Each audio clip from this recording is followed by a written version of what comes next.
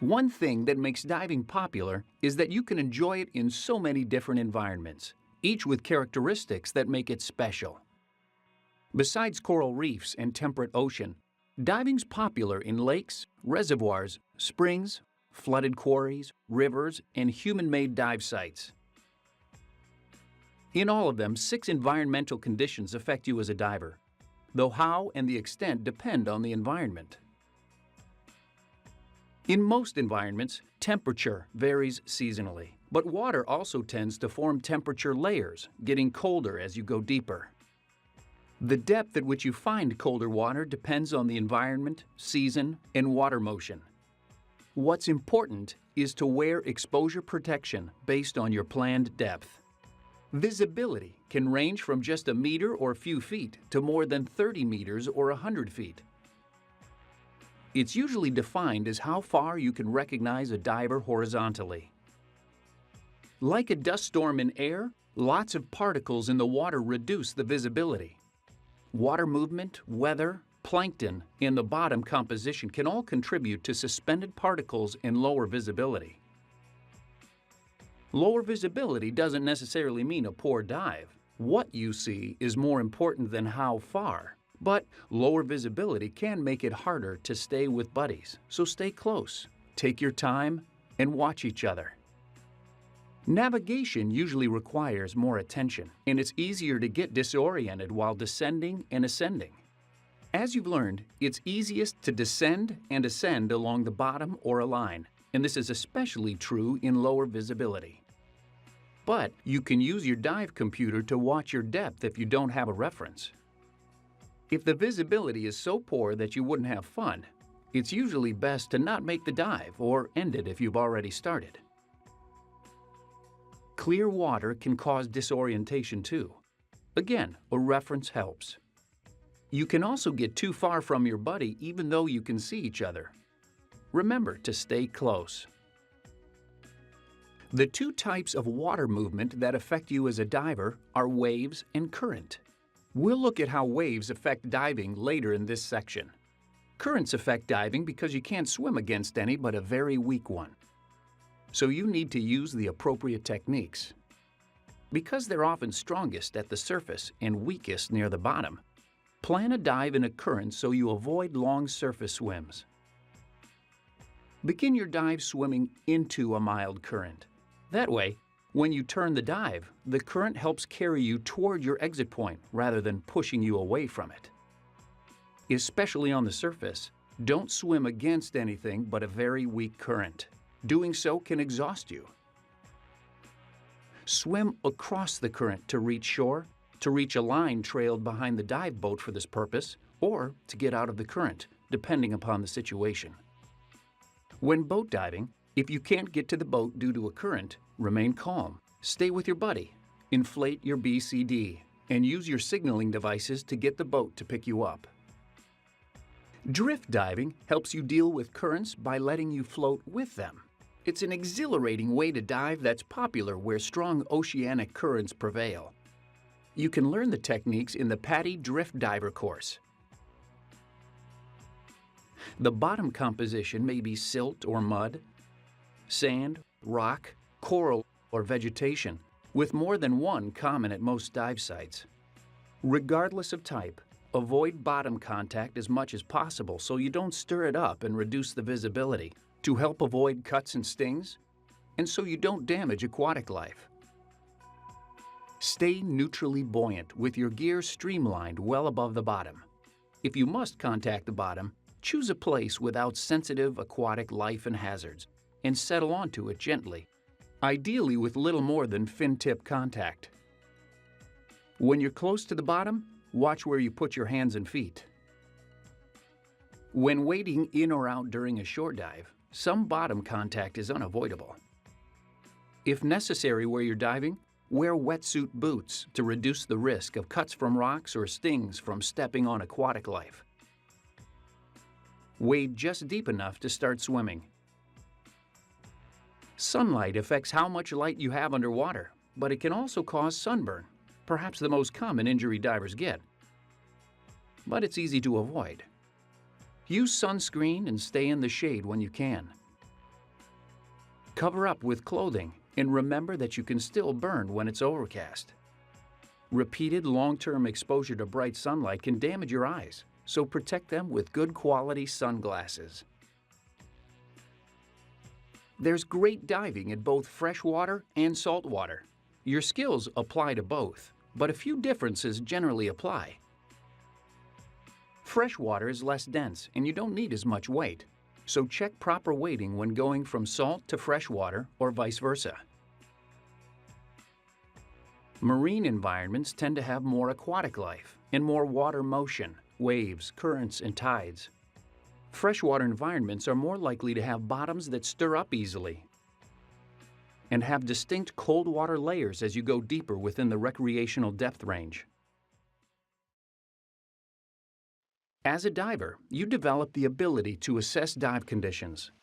You learn to do this from your instructor, other divers, and experience, so that you can assess dive conditions based on the weather, season, water motion, how the water looks, reports online or from other divers, and dives you've made at similar sites. Your assessment includes deciding whether or not to dive. If you have a concern, get more information about how to handle it if you can. If you can't address the issue, then go elsewhere or dive another day. Remember that ultimately, you decide to dive. You are responsible for your own safety, so only you can make the final decision to dive. As discussed in Section 1, an environmental orientation helps you learn to address what's unique to an environment. You learn to assess conditions and to eliminate potential concerns. Orientations improve your safety, but they also make your diving more interesting, rewarding, and enjoyable. Every diver has limits. Whether you're new or very experienced, dive within your limits. This means you don't exceed your training and your experience limits. It also means you stay within your comfort limits. This is important because data suggests that failure to dive within personal limits contributes to incidents and accidents. It does this because some forms of diving may have hazards that may not be obvious. It takes training to recognize and avoid them. It can cause false security. Sometimes, if nothing goes wrong, a diver exceeds limits, like entering some wrecks without proper training or gear, and gets away with it. Unfortunately, this encourages doing it again. When a problem arises, though, the diver is completely unprepared to deal with it. Anxiety can cause divers to neglect potential problems. This happens when divers know they've exceeded their limits and focus on that so much it distracts them from other concerns. Expand your limits by continuing your education and gradually gaining experience. Don't let peer pressure influence you to dive beyond your limits or comfort. Suggest a more conservative dive, or dive with another buddy who will dive within your limits. This is not only the better choice for safety, but you'll enjoy yourself more because you can dive with confidence instead of worry. The unique life you see underwater is one of diving's special appeals. It may be your main reason for diving. Most aquatic organisms are fascinating, beautiful, and harmless. As a diver, your interactions can be passive or active. Generally, interact passively, which means leaving aquatic life undisturbed. Swim slowly and smoothly, sensitive to the underwater world around you. The less you disturb, the more you see. Active interactions are those that directly affect aquatic organisms. Some, like touching, moving, or frightening them, are harmful and should be avoided. Some active interactions are reasonable, but more may be harmful, even when that's not what you intend. So keep your interactions passive. Most animals you see are harmless, but a few can injure you. Broadly, we can group these as those that can sting and/or puncture, and those that can bite.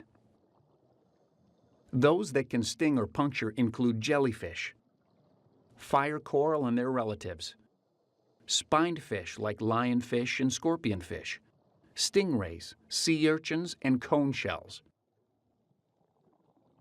Those that bite include moray eels, sharks, barracuda, octopuses, and lobsters, and crab.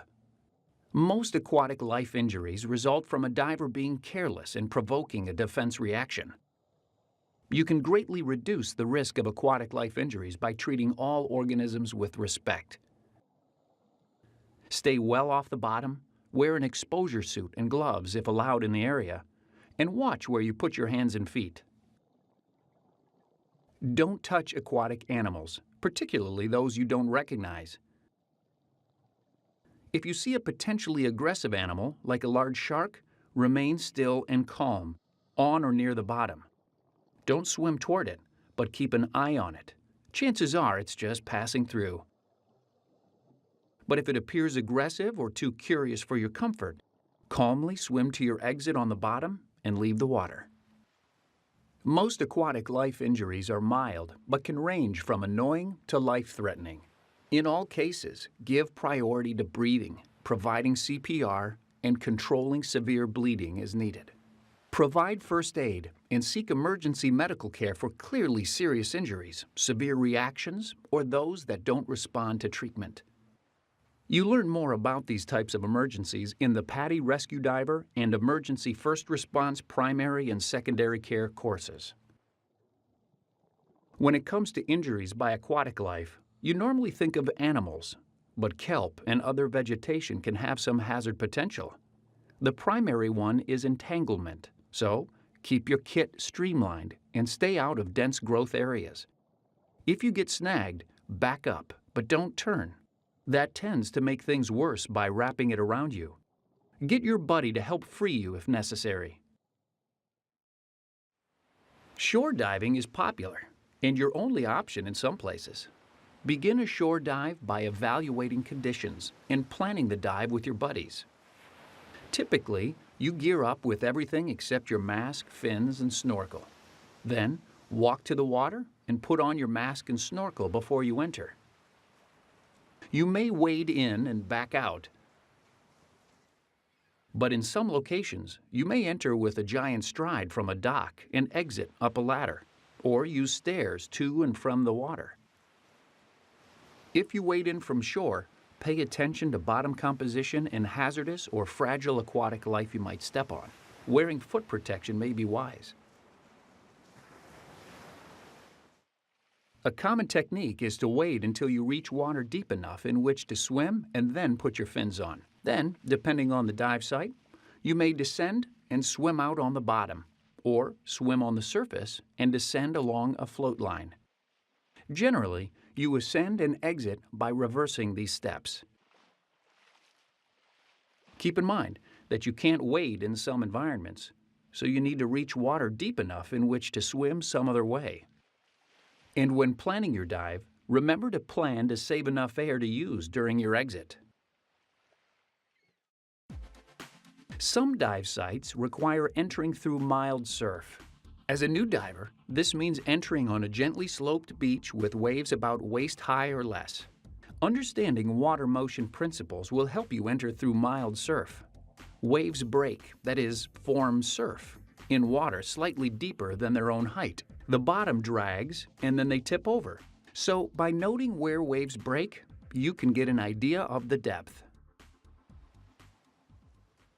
Waves cause surge and undertow. Surge is a back and forth motion caused by waves passing overhead. The main concern is to not let it push you against rocks or anything hazardous. As you get deeper, surge dissipates. Undertow is water from breaking waves flowing back to sea under the incoming waves. The larger the waves and steeper the beach, the stronger the undertow. The main concern is that it can cause you to lose your balance, but in mild surf, it isn't very strong. Waves usually approach shore at an angle, which causes a longshore current. A longshore current flows parallel to the shoreline and tends to move you downshore during the dive. You can plan for this by swimming into the current during the dive or planning to exit somewhere downshore. Sometimes, waves push over an obstruction that blocks water from flowing back to sea on the bottom. When this happens, the water may funnel seaward through a narrow opening. Past the opening, the flow dissipates. This is called a rip current. Rip currents can be alarming because they carry you away from the shore rapidly, and they're too strong to swim against. Most accidents involving rip currents result from panic, not the current. If you get in one, don't fight it. Inflate your BCD and swim at a sustainable pace across it until you're clear. Then swim back to shore. Some areas may have recommendations specific to local rip currents. A wind blowing from shore can push surface water out to sea. This causes an upwelling, which is deeper water rising to replace the surface water. Upwellings tend to make dive conditions clearer but cooler, so you may need more exposure protection. The moon and the sun's gravities pull on the oceans, causing a slight bulge. As the Earth turns, this causes the tides, a rise and fall in the sea level. Tides cause currents, especially when they flow in and out of a narrow area, affect the depth, and can change the visibility. Tidal changes range from significant to unnoticeable, but they're very predictable. Generally, the best time to dive is at high tide. You can find local tide times and heights online or with an app. If the tide changes are significant, ask a local dive professional for an orientation to local techniques. Now let's look at the techniques you use to enter through mild surf. Start by watching where the waves break and their pattern, so you enter when waves are absent or at their smallest. Enter with everything in place except your fins, breathing from your regulator, and have just enough air in your BCD to float. With your buddy, wade quickly to deeper water. When a wave comes, stand like this for stability, and so your mask and regulator don't get dislodged. If you're using a float, tow it behind you. In water deep enough to swim, pull on your fins and surface swim out. The idea is to pass through the surf as quickly as you can. Switch to your snorkel to save air if you're going to surface swim a bit before descending. At the end of the dive, surface outside the surf zone. Check the wave pattern and time your entry for a lull. When ready, switch to your regulator and swim shoreward on the surface with your buddy. In water shallow enough in which to wade, deflate your BCD so you can stand and walk firmly. Watching the waves, remove your fins and wade ashore quickly. Brace as waves pass like you did before. If you stumble and waves make it hard to get up, don't try. Just crawl until you're almost out, then get your buddy to help you up. As a diver, you'll almost certainly dive from a boat. To prepare for a boat dive, inspect your gear ahead of time and be sure it's marked so it doesn't get mixed with someone else's. Space will be limited, so pack so you can work in and out of your bag. Put what you need last on the bottom and what you need first on top. Take what you want for your time aboard: dry clothes, beverages and snacks, sunscreen, towels, and so on. Prepare yourself by being well rested and properly fed, but also by taking steps to prevent seasickness. Seasickness rarely has long-term health effects, but it can ruin your trip. Suitable medication is available over the counter in most areas, but consult your physician if you have questions about what's appropriate for you. Underway, stay in open, fresh air and look at the horizon. If you start to feel ill, don't go into the head, you'll feel worse, and stay away from engine exhaust. If you think you're going to be sick, as a precaution, take someone with you and go to the leeward rail. Arrive for a boat dive well ahead of the departure time and stow your gear as the crew directs.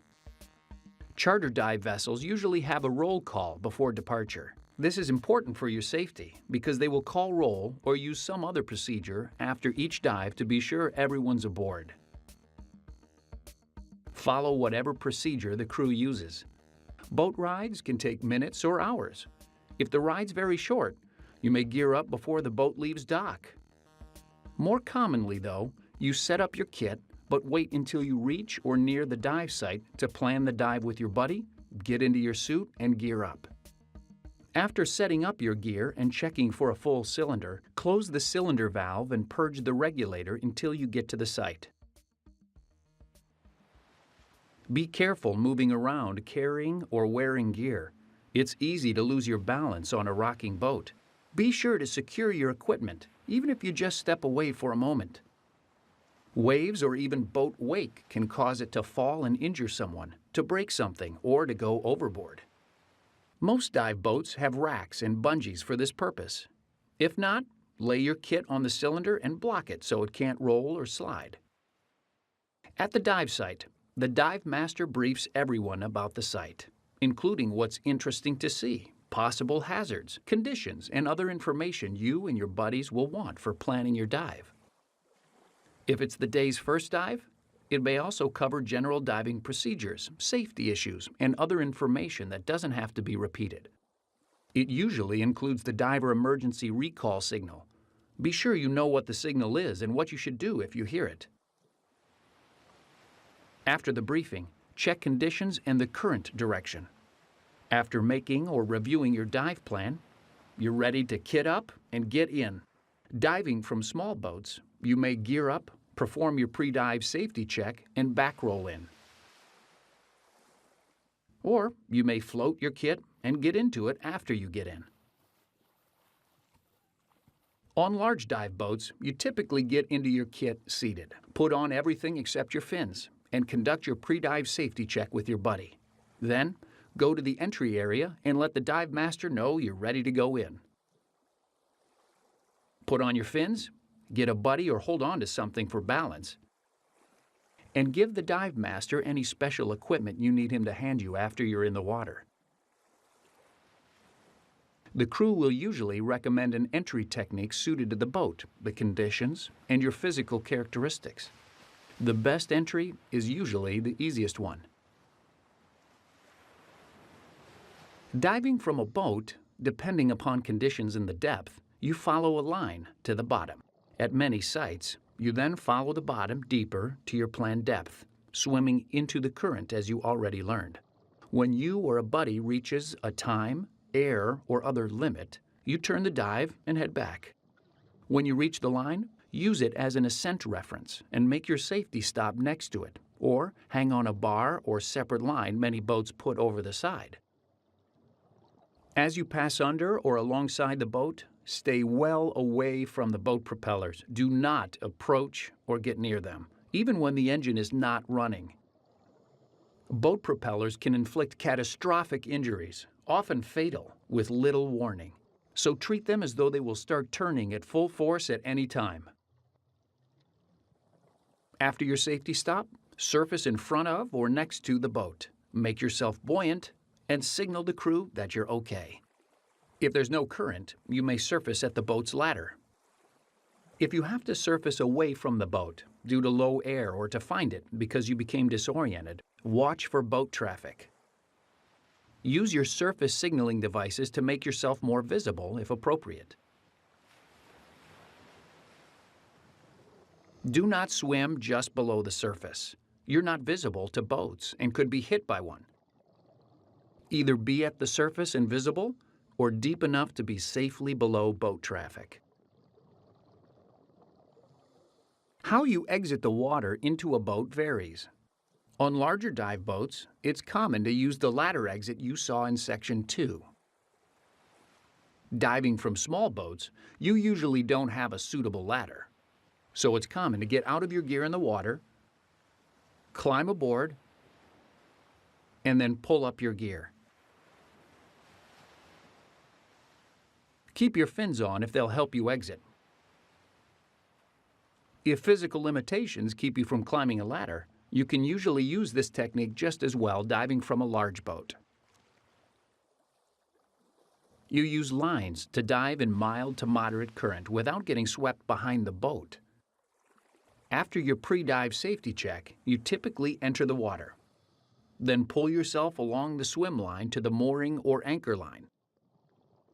Use the mooring or anchor line to maintain your place as you descend. You may have to go down hand over hand. Typically, the current will be weaker on the bottom. Swim into it for your dive. For your ascent, return to the mooring or anchor line and ascend along it. Make your safety stop, then ascend to the swim line. Follow the swim line to the ladder or trail line. Hang on to the trail line until it's your turn to exit. If you lose contact with a line and can't regain hold in the current, surface and swim quickly across the current to intercept the trail line. Should you miss the trail line, inflate your BCD, signal the crew to be picked up, and deploy your surface signaling devices. Relax. It may be a bit before all other divers are aboard and they can come after you. The crew may advise you of other procedures they use for diving in currents. It's highly unlikely, but if you surface and the boat's not in sight, stay calm, establish buoyancy, and wait to get picked up. The boat may have slipped from its mooring or anchor, or the captain may be dealing with an emergency. If there is a mooring or anchored float in place, hang on to it. Deploy your surface signaling devices so it's easier for the boat to locate you when it returns. If the shore and a reasonable exit is close enough that you can realistically expect to reach it without becoming exhausted, swim slowly toward it. Generally, dive planning has 4 stages. Advanced planning is the decision to go diving. You decide on a buddy, choose a dive site, agree on an objective, schedule logistics, and generally check dive conditions, as well as weather, surf, tides, and so on. Start preparation planning a day or more before you go. Inspect your gear and have your cylinder filled if necessary. Recheck conditions if it has been several days since you last checked, and start packing your gear as appropriate. Last-minute preparation is what you do right before you head out. Recheck conditions, if appropriate, for last-minute changes. Let someone know where you're going, including when you expect to return, what to do if you're late, and your mobile number. Gather personal items that you want with you, like your certification card, sunscreen, smartphone or tablet, beverages, and so on.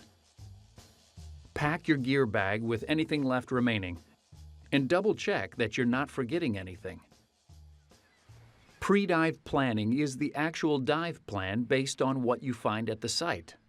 You want to anticipate, discuss, and plan for as much as reasonably possible. Evaluate whether conditions are acceptable. Take as much time as you need. If not, find another site or cancel the dive. Agree on techniques, including where and how to enter and exit in your course. Review signals and communications as needed.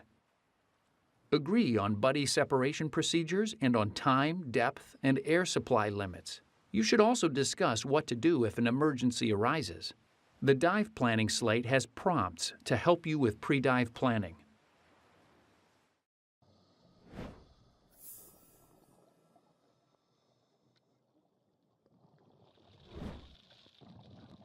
Diving's safety record is better than many other sports and activities, but it still has hazards and risks.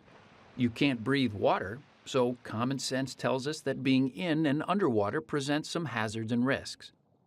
And you've learned some of the risks associated with breathing compressed air. Much of what you learn as a new diver helps you reduce and manage risk.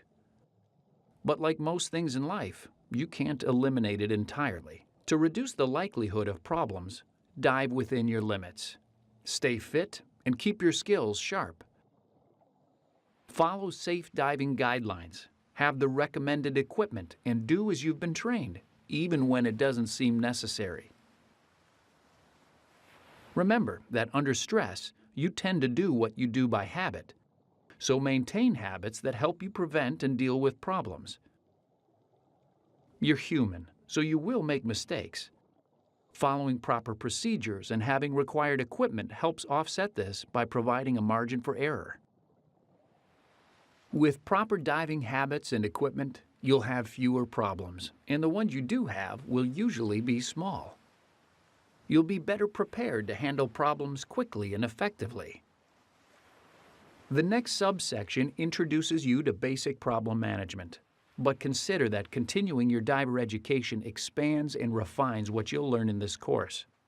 For instance, it's recommended that you complete the PADI Rescue Diver and Emergency Oxygen Provider courses, as well as Emergency First Response primary and secondary care training, especially if you plan to dive away from immediate assistance by paramedics, lifeguards, and professional dive guides. Most diver in distress situations occur at the surface. You can prevent or control most of these by doing what you've been taught: diving within your limits, relaxing while you dive, and establishing and maintaining positive buoyancy when you're on the surface. If you have a problem on the surface, immediately make yourself buoyant. Inflate your BCD or drop your weights. Stop, think, and then act. Ask for help if you need it. That often avoids a small problem becoming a big one. If you need to help a diver at the surface, you have to recognize that he needs help and his state of mind. Divers who are in control, not panicked, usually signal or ask for assistance. They appear relatively relaxed and move with controlled, deliberate actions. They usually respond to and follow instructions, keep their gear in place, and make themselves buoyant. Divers out of control, panicked, act instinctively out of fear instead of using deliberate, controlled actions based on their training. They will struggle violently and expend tremendous energy staying at the surface, even until becoming exhausted. They typically don't establish buoyancy, but will climb on anything or anyone to keep from sinking. They reject their masks and mouthpieces, have wide, unseeing eyes, don't follow instructions, and have quick, jerky movements. Panicked divers need immediate help because they may struggle until exhausted, then be at risk of sinking and drowning. Follow 4 steps when you help another diver. First, establish buoyancy for yourself and the diver. Ideally, throw or extend something that floats. If you must make contact to help, first make yourself buoyant, then inflate his BCD or drop his weights. Second, calm the diver by reassuring him. And third, help the diver establish breathing control. Have him breathe slowly and deeply to encourage relaxation. If possible and appropriate, give him a chance to recover before doing anything else. Finally, assist the diver to the boat or shore. Even divers in control may need help due to leg cramps or other problems. You'll practice diver toes during training. An unresponsive diver at the surface may have inhaled water, blacked out due to fatigue and exhaustion, had a heart attack, suffered a lung overexpansion injury, or have some other serious condition. He needs immediate help. The primary concerns are to check for breathing and to begin rescue breathing if it's needed. A diver who's floating face down at the surface may be resting or watching what's underwater, but he could be unresponsive.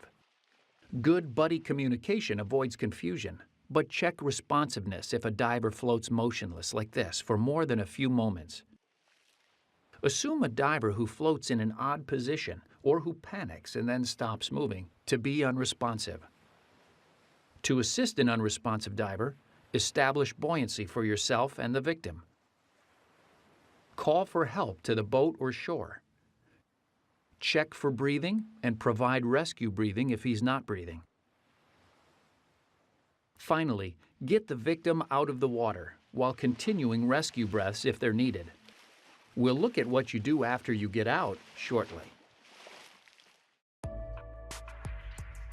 Again, you prevent or control most underwater problems by doing what you've been learning.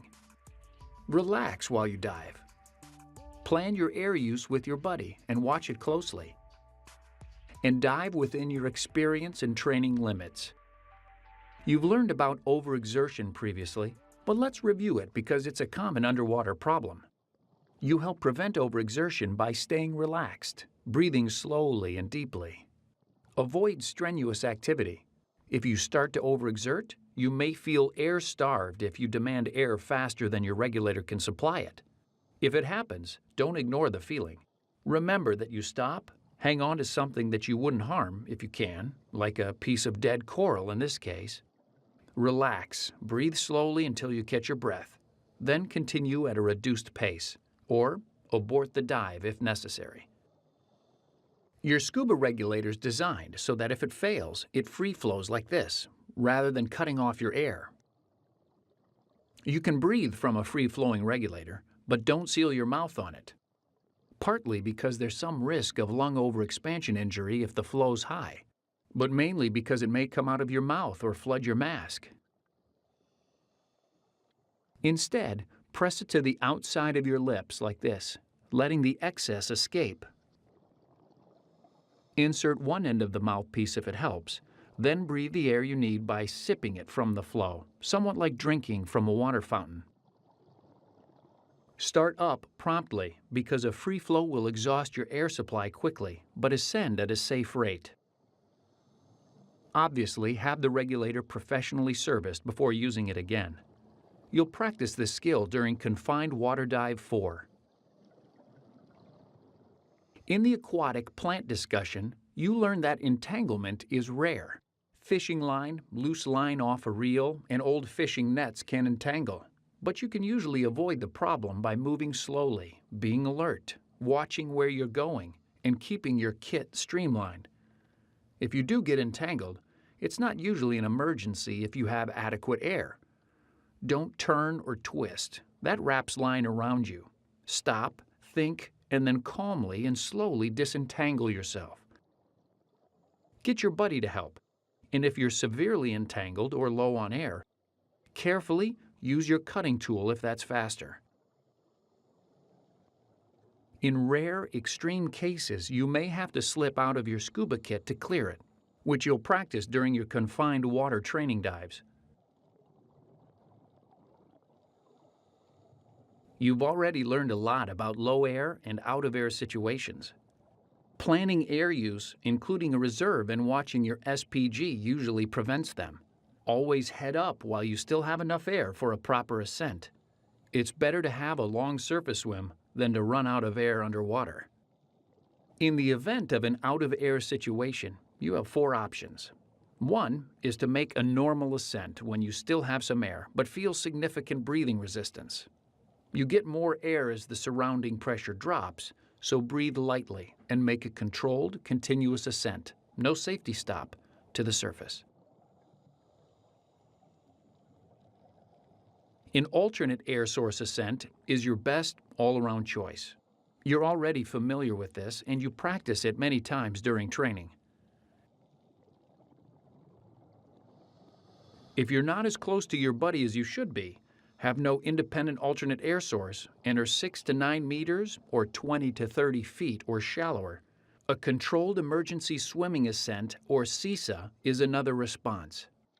Simply look up and swim to the surface, making an ah sound to assure that you exhale to avoid lung overexpansion injury. You will learn this first by swimming horizontally in confined water with your instructor. Ascend at a safe rate. Keep your regulator in your mouth and keep all your gear in place. You'll learn more in the Your Skills as a Diver section. You would use a buoyant emergency ascent if you were too far from your buddy, had no other alternate air source, and were so deep that you don't think you'd make it to the surface any other way. Ascend just as in a controlled emergency swimming ascent, except drop your weights. You'll exceed a safe ascent rate, but that's better than staying on the bottom. Make an ah sound and flare out your arms and legs as you near the surface to slow down. When you reach the surface in any out-of-air situation, your low-pressure inflator won't work. If necessary, establish buoyancy by dropping your weights or inflate your BCD orally.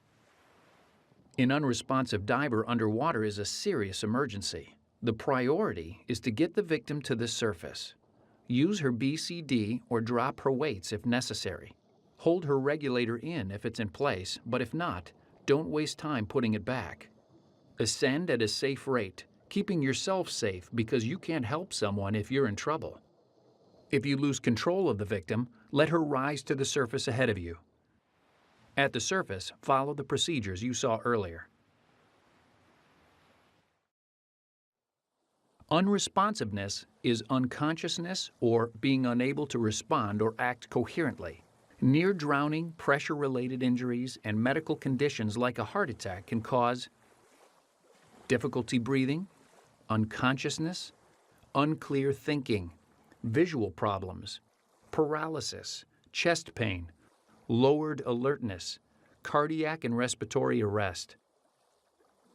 Once out of the water, your priorities for helping someone who is or was unresponsive are: assure breathing. Keep the airway open. Continually monitor breathing. Provide CPR if necessary. Contact emergency care. First, the local emergency medical system, then the local diver emergency service like the Divers Alert Network if there is one for the area. Keep a breathing, unresponsive diver lying level with his left side down. If the victim becomes responsive, keep him lying down. Administer emergency oxygen and maintain his temperature by protecting him from heat or cold. Continue providing care until emergency medical help arrives. If you can't accompany the diver to medical care, write down as much information about the dive and the diver as possible. This isn't an accident report, so provide only information like the dive profile, the emergency care provided, emergency contact information, and known medical conditions. Write only facts. Don't speculate or guess. Anyone who has been unresponsive underwater or in water should have a medical examination. Some conditions, like near drowning, can have serious delayed effects that are potentially fatal. These can occur more than 24 hours later, even in someone who appears fully recovered.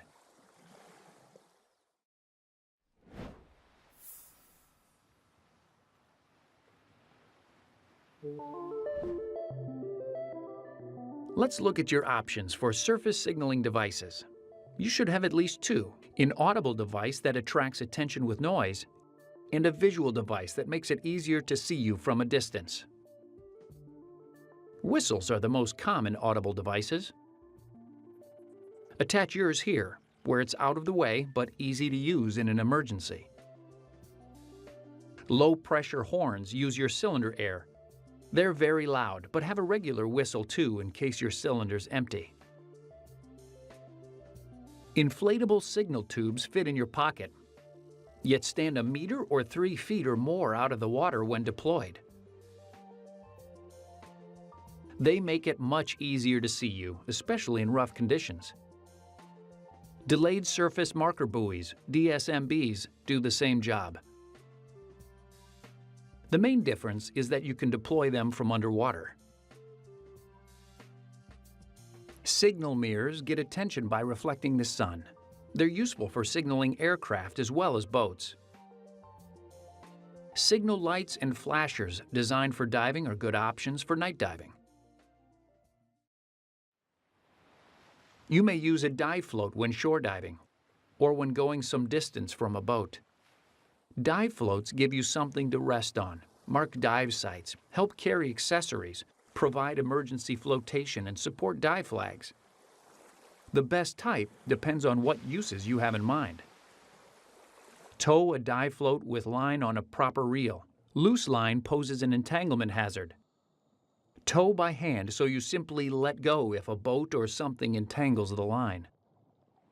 Dive flags alert boaters and other watercraft to your presence. The traditional dive flag indicates that divers are below and boats should stay clear. Many areas require it when diving in navigable waters. The alpha flag indicates that a vessel has divers in the water and can't maneuver. Generally, it is only required to be used by boats, but some regions use it for all diving activities and fly them from the surface floats. Some areas require both flags. Your instructor will tell you which applies where you're diving. Fly a flag so it's visible from at least 100 meters or yards. Local laws may stipulate how close you have to stay to it and how far boaters must stay away. If not, the general rule is for divers to stay within 15 meters or 50 feet and boaters to stay 30 to 60 meters or 100 to 200 feet. Don't assume every boater recognizes dive flags. If a boat sounds loud and close, stay deep enough to be safe until it passes.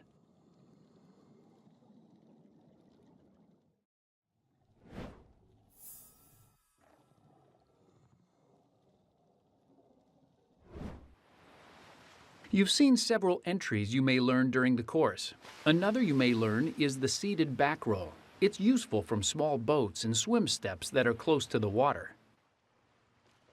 After your pre-dive safety check, sit at the edge, facing away from the water with your cylinder out over the surface, like this. Partially inflate your BCD. Breathe from your regulator and hold your mask. After your buddy confirms the area is clear, tuck your chin and lean back until your weight naturally rolls you in. Hold your mask until you bob back up. Then signal you're okay and clear the area for your buddy's entry. Besides dropping weights in an emergency, you need to be able to remove and replace your weights to make adjustments or for some entry and exit methods.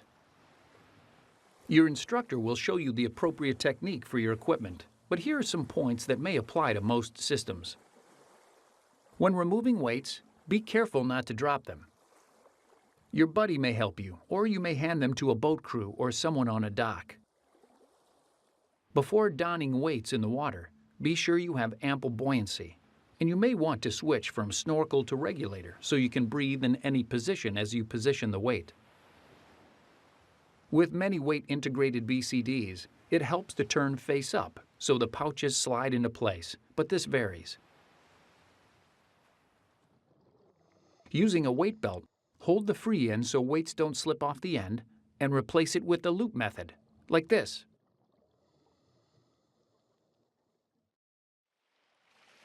Cramps are painful involuntary muscle contractions. In diving, they're most common in the feet and legs. If you get a cramp, stop, signal your buddy, and let the muscle rest. Gently stretch and massage the muscle. Use your fin, like this. If your buddy has a cramp, you can help by giving her something to press against, like this. Wait a few minutes after the cramp subsides before continuing at a slower pace. After learning basic buoyancy control, the next level is hovering. Establish neutral buoyancy, then gently push off the bottom, like this. You should hover without using your hands and fins, rising and sinking a bit as you inhale and exhale.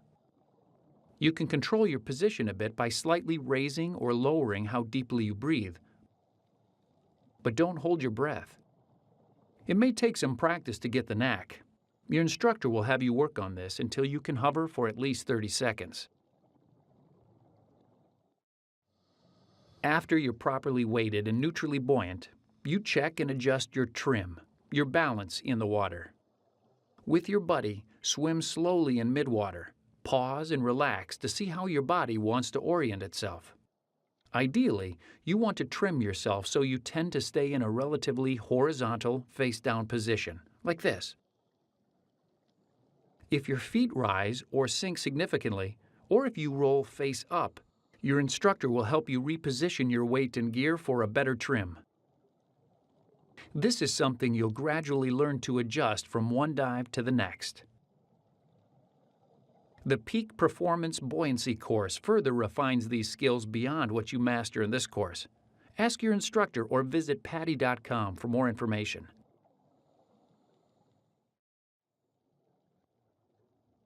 Once you've experienced air depletion and practiced alternate air source use, you'll put them together. When it becomes hard to breathe after your instructor closes the valve, signal for air. Secure your buddy's alternate air source and switch to it.